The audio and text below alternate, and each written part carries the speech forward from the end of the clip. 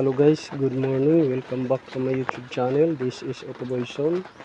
So mayroon tayong i-share sa inyo sa mga naka-experience dyan ng nagbabawas ng coolant pero walang leak sa labas. Nagbabawas ng coolant doon sa reservoir tank at nagbabawas ng coolant na malakas yung bulwak sa radiator cap or doon sa reserve tank. So ito yung dahilan, isang dahilan guys. Pag wala kayong makitang leak sa external parts, sa mga hoses, sa mga fittings, sa reservoir, sa radiator, wala kayong makitang leak, so dito yun sa mga gasoline na type, sa mga diesel na minsan nasa EGR at saka minsan ganito rin. So dito, ayan, kung nakikita ninyo, ayan, so wala dyan tumawid na tubig, ayan, wala. Pero pagdating dito guys, ayan lang, nagsusunog ng tubig. So tumawid na siya dyan, nakikita nyo, tumawid na. So isang dahilan yan bakit nakaka-experience kayo ng minsan overheating or mild overheating ang may experience ninyo. Minsan naman nagbabawas ng langis ng coolant sa radiator. Minsan naman nagbabawas ng coolant sa reserve tank.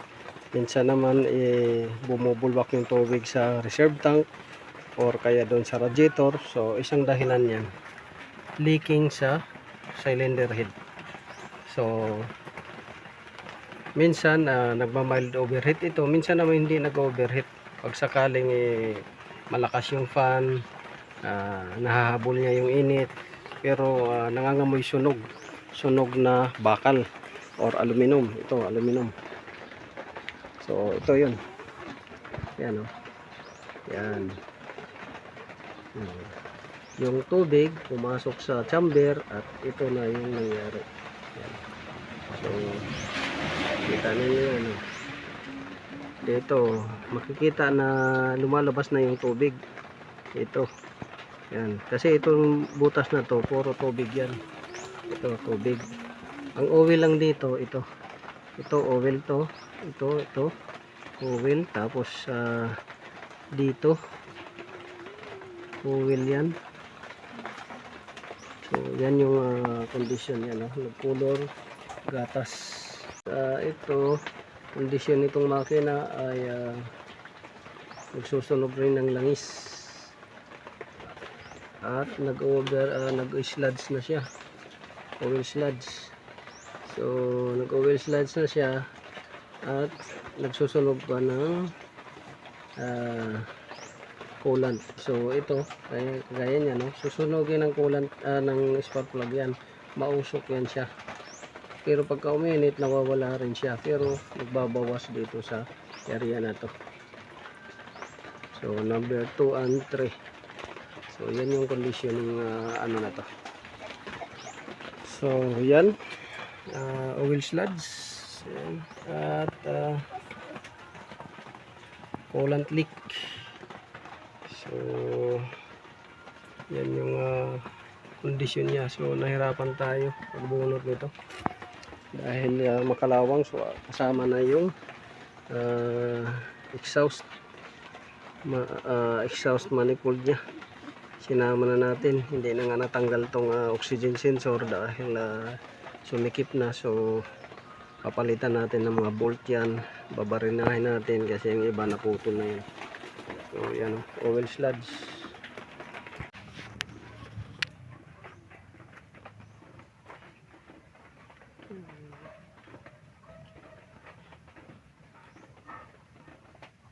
Kabok na yun ito sa thermostat. Ano sa thermostat.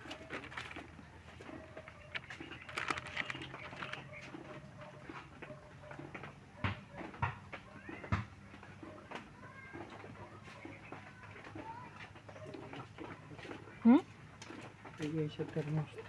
No. Yung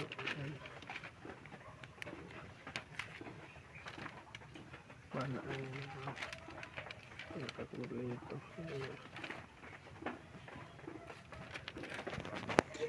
Ini. Asan? Sa kung ito ni bomba.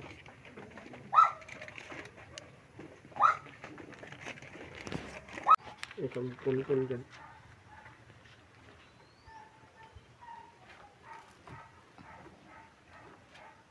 Uwi eh. Dapat ikon. Yan.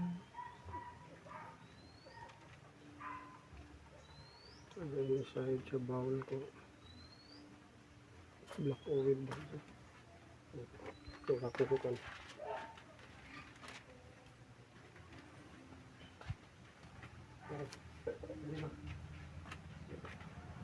Makita.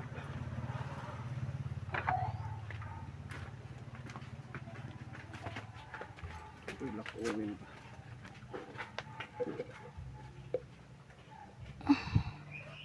Yan. Mo tulo. Sana yung nilagay mo.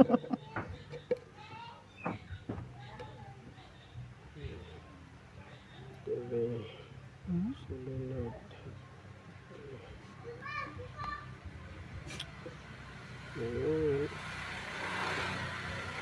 Ini relic bulb. Pagka mag-over temperature sila, saka pressure. Relic bulb nila. Kalibang lang to.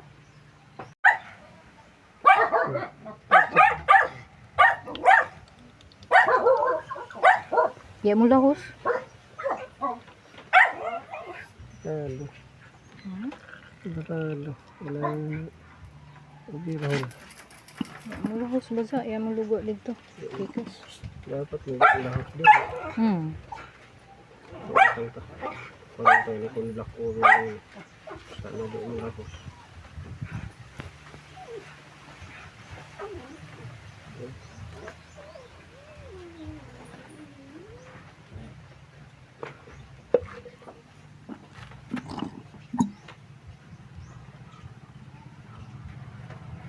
Dapat mo lahos ito.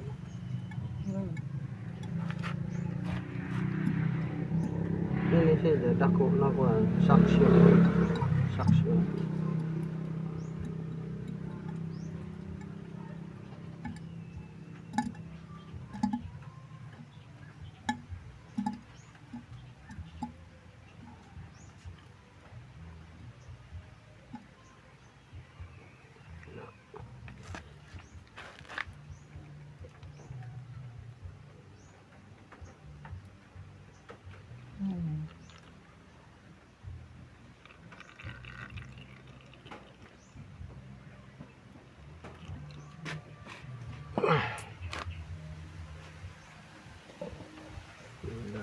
Dapat mo lahos ini.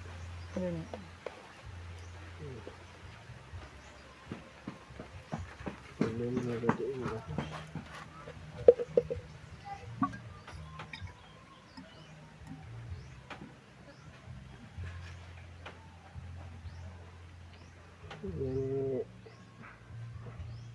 Ini refresh.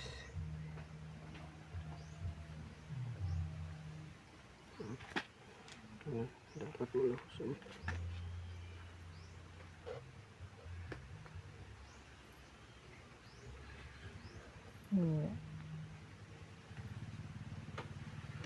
Barado.